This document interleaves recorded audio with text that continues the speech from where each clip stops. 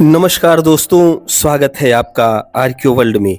दोस्तों, हम लोग फाहियान द्वारा भारत में जिन भी स्थलों को देखा गया है उसके विषय में चर्चा कर रहे हैं और बात कर रहे हैं कि फाहियान ने किन किन स्थलों का भ्रमण किया था और अपने यात्रा वृत्तांत में उसने वहाँ के विषय में क्या क्या लिखा है।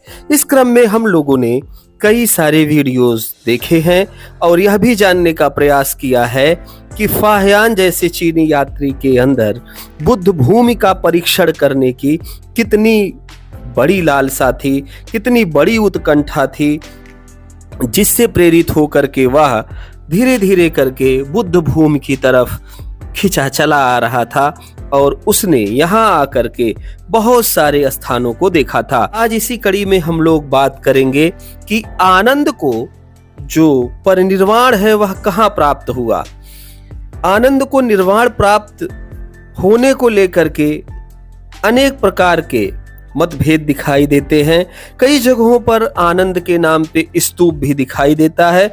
आनंद कौन है? तो आनंद बुद्ध के सबसे प्रिय शिष्य हैं और वही उनके आखिरी समय में साथ दे रहे थे और जगह जगह की यात्रा करवा रहे थे। इसी क्रम में हम लोग चर्चा करेंगे कि फाहियान ने आनंद के परिनिर्वाण से संबंधित कौन सी कथा को सुना था। यह जानने के लिए आप लोग बने रहिए वीडियो में अंत तक। पुस्तक का नाम आप सब जानते हैं, बुद्ध की तलाश में चीनी बौद्ध यात्री फाहियान की भारत यात्रा। इसके लेखक फाहियान हैं, अनुवादक जगन मोहन वर्मा हैं, संपादक शांति स्वरूप बौद्ध हैं और प्राकथन लिखा है सुप्रसिद्ध भाषा वैज्ञानिक और इतिहासकार डॉक्टर राजेंद्र प्रसाद सिंह ने। फाहियान 399 से 414 ईस्वी के मध्य चंद्रगुप्त द्वितीय विक्रमादित्य के शासनकाल में भारत आया था। ये परिमार्जित संस्करण है। जब पुस्तक के खंड 26 पर जाते हैं तो वहां पर फाहियान द्वारा उस कथा को नोट किया गया है जो आनंद के परिनिर्वाण से संबंधित है। फाहियान कहता है कि इस स्थान से 4 योजन चलकर 5 नदियों के संगम पर पहुंचे। तो वो बताता है कि जहां से वो चल रहा है संभवतः पाटलिपुत्र की तरफ से वह निकला होगा और आगे बढ़ते हुए वह बताता है कि यहाँ से जब हम 4 योजन के आसपास चलते हैं तो 5 नदियों का संगम मिलता है। आनंद थेर मगध से वैशाली परिनिर्वाण के लिए चले।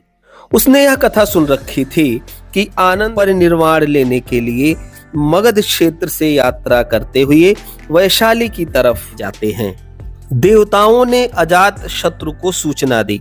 अब यहाँ पर देवता लिखा है, ये देवता दरअसल सुपरस्टिशियस देवता नहीं है, बल्कि देव जिन्हें भिक्षु कहा जाता था, जो ज्ञान देने का कार्य करते थे, उन लोगों ने क्या किया कि अजात शत्रु को यह सूचना दे दी कि मगध से वैशाली की तरफ परिनिर्वाण प्राप्त करने के लिए आनंद जा रहे हैं। अजात शत्रु शीघ्र रथ पर चढ़ सेना के साथ नदी के तट की तरफ चला। तो जैसे ही अजात शत्रु को पता चला कि आनंद मगध से निकल गए हैं, वैशाली परिनिर्वाण के लिए जा रहे हैं, वैसे उसने अतिशीघ्र रथ पर सवार होकर अपनी सेना को लेकर नदी की तरफ कूच कर दिया। धीरे धीरे वह नदी के तट तक पहुंच गया। वैशाली के लिच्छवियों ने आनंद का आगमन सुना, उन्हें लेने के लिए चले और धीरे धीरे करके नदी तक वो लोग भी पहुंच गए। तो एक तरफ अजात शत्रु खड़ा है नदी के और दूसरी तरफ वैशाली के जो लिच्छवी हैं वो खड़े हैं और वैसे भी अजात शत्रु और वैशाली के लिच्छवियों के संबंध काफी कटुतापूर्ण थे। इसलिए आनंद को डर होने लगा कि हम किस तरफ जाएं। आनंद थेर ने सोचा, आगे बढ़ता हूं तो अजात शत्रु निकृष्ट मानता है। मतलब ये है कि आनंद ने यह सोचा कि यदि मैं वैशाली की तरफ आगे बढ़ूंगा, लिच्छवियों की तरफ जाऊंगा, तो अजातशत्रु मुझे निकृष्ट मान लेगा, क्योंकि वैशाली के लिच्छवियों से अजात शत्रु का अच्छे से नहीं बन रहा था। इसीलिए वत्सकार को भेज करके उसने वैशाली के संघ में फूट डलवाने का कार्य किया था। और लौटता हूं तो लिच्छवी रोकते हैं, मतलब यदि मैं वैशाली की तरफ से मगध की तरफ पुनः लौटता हूं तो फिर लिच्छवी जो है वो रोकने लगेंगे। ऐसे में निदान नदी के बीच में ही समाधि जनित अग्नि में उन्होंने परिनिर्वाण लाभ किया। इससे उन्होंने यह निष्कर्ष निकाला कि ना तो मुझे मगध की तरफ जाना चाहिए, ना ही मुझे वैशाली की तरफ जाना चाहिए, बल्कि मुझे जो ये नदी है इसी के बीच में परिनिर्वाण प्राप्त कर लेना चाहिए। और उन्होंने वहां पर परिनिर्वाण प्राप्त कर लिया। शरीर का अंश 2 भागों में विभक्त कर एक एक भाग एक एक किनारे पहुंचाया गया। तो जैसे ही उन्होंने परिनिर्वाण प्राप्त किया तो शरीर धातु के जो अंश हैं उनको 2 भागों में बांटा गया। एक अजात शत्रु को दिया गया, दूसरा वैशाली के लिच्छवियों को दिया गया। दोनों राजाओं को आधे आधे शरीर धातु के अंश मिले। तो आधा आधा शरीर धातु का अंश दोनों राजा लेकर के अपने अपने राज्य को चले गए। वे लौट आए और उन्होंने उस धातु अंश पर धम्म स्तूप का निर्माण करवाया।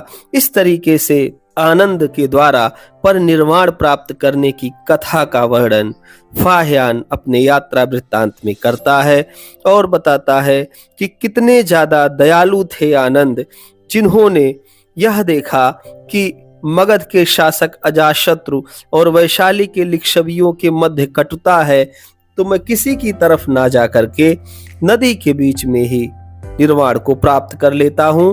अंततोगत्वा उन्होंने यही किया। नदी के बीच में उन्होंने निर्वाण प्राप्त किया, लेकिन उसके बाद उनके धातु अवशेषों को 2 भागों में बांटा गया। एक भाग एक किनारे पर पहुंचाया गया जहां अजात शत्रु खड़ा था, और दूसरा भाग दूसरे किनारे पर पहुंचाया गया जहां वैशाली के लिच्छवी खड़े थे। इस तरीके से आनंद ने परिनिर्वाण ग्रहण कर लिया और फाह्यान हमको पूरी घटना के विषय में बताता है। आज के लिए बस इतना ही।